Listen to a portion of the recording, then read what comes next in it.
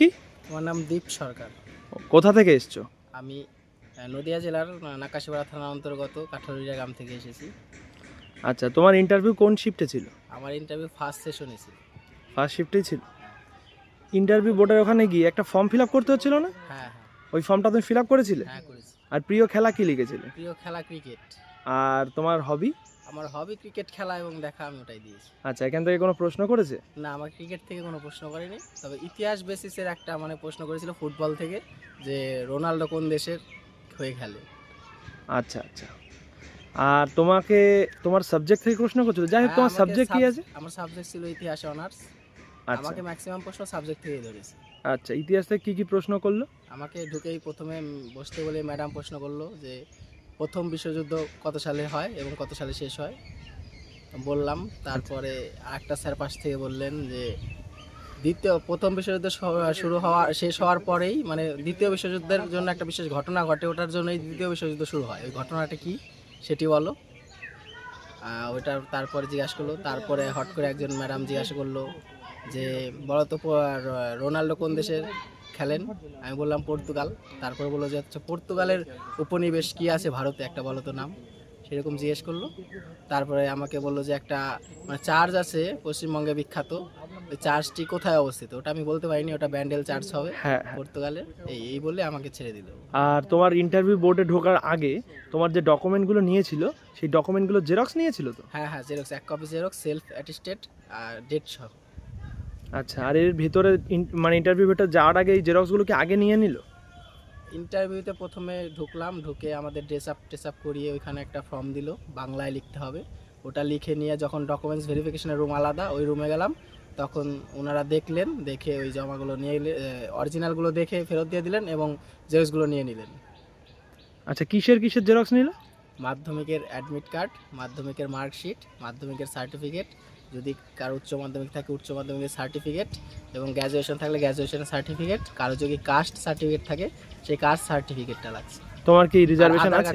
হ্যাঁ, আমার রিজার্ভেশন আছে। ও আচ্ছা, তোমার রিজার্ভেশন কি? সিবি। আচ্ছা, তোমার এই কাস্ট সার্টিফিকেট রিভ্যালিডেশন করেছিল তো? হ্যাঁ, রিভ্যালিডেশন করতে হবে অবশ্যই। আচ্ছা আচ্ছা, রিভ্যালিডেশন করার পর ওরা ওই রিভ্যালিডেশনের ওটা জমা নিয়ে নিচ্ছে? না, ও রিভ্যালিডেশনটা বলতে একটা নতুন কার্ড দিয়ে দেয়, পুরোনো কার্ডটার বদলে একদম নতুনই একটা ওবিসি কার্ড দিয়ে দেয়, ওটার নাম্বারও আলাদা।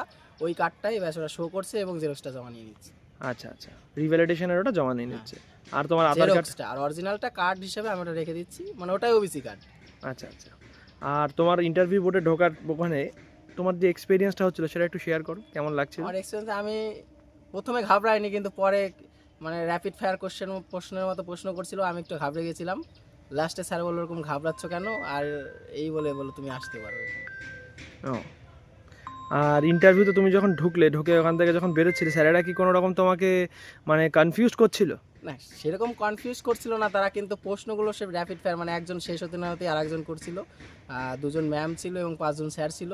আশেপাশে চতুর্দিক থেকে প্রশ্ন আসছে। আচ্ছা, তোমার এই ইন্টারভিউ দেওয়ার আগে তোমার যে মার্কস সেটা কিরকম আছে? মার্কসটা মোটামুটি আছে। আচ্ছা, আর কেপি আছে নাকি? হ্যাঁ, কেপি আছে।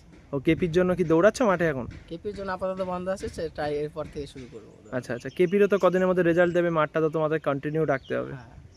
আর এইখানে তুমি যে আসলে ডকুমেন্টগুলো নিয়ে এর আগে কোনো রিভিউ দেখে এসেছিলে যে কেমন কি হচ্ছে? রিভিউ বলতে সেই আমার বন্ধুরা এসেছিল কালকে, ওদের কাছ থেকে আমি জেনেছি। আচ্ছা, ওরা কি কেমন বললো? সাবজেক্ট থেকে প্রশ্ন ওদেরকেও ওরাও দিচ্ছে? বললো সাবজেক্ট থেকে প্রশ্ন করছে। আচ্ছা, যার যে সাবজেক্ট আছে সাবজেক্ট থেকেই ফোকাস করছে ওরা। এদিক ওদিক করছে না, ডিপ্লোম্যাটিক কোশ্চেন কোনো করছে না। ওই 2-1 জনের খেলা থেকে জিজ্ঞেস করছে, কিন্তু খুব কম মাত্রায়, বেশিরভাগ সাবজেক্ট থেকেই করছে। আচ্ছা, তোমাকেও সাবজেক্ট থেকে করেছে? হ্যাঁ। আর যতক্ষণ রেখেছে সাবজেক্ট থেকে বেশিরভাগ কোশ্চেন করেছে। ঠিক আছে, চলো, খুব ভালো লাগলো। আর নতুন যারা আসে তাদের জন্য তুমি কিছু বলে যাও, যাতে তাদের ইন্সপিরেশন হয়। যারা আসবে তারা অবশ্যই নিজেদের সাবজেক্টটা থেকে ভালো করে প্রিপারেশন নিয়ে আসবে, কারণ এখানে সাবজেক্টের বাইরে কোনো প্রশ্ন হচ্ছেই না, সাবজেক্টটাই মেন। আর যাদের সাবজেক্ট নেই তাদেরও জিকেই প্রশ্ন করছে, কিন্তু কোনো ডিপ্লোম্যাটিক প্রশ্ন বা এরকম কোনো অকওয়ার্ড প্রশ্ন করছে না, ওরা সাবজেক্ট থেকেই করছে, বিভিন্ন সাবজেক্ট থেকেই করছে প্রশ্ন। আচ্ছা, নিজের সাবজেক্টটা পড়ে আসলে মোটামুটি সে কমপ্লিট করে আসতে পারবে সমস্ত কিছু, সেটা মনে হচ্ছে, তাই তো? ঠিক আছে, তোমার এই ভিডিওটা আমি যদি ইউটিউবে ছাড়ি তাহলে কোনো সমস্যা নেই তো? আচ্ছা, চলো, থ্যাংক ইউ, বেস্ট উইশ।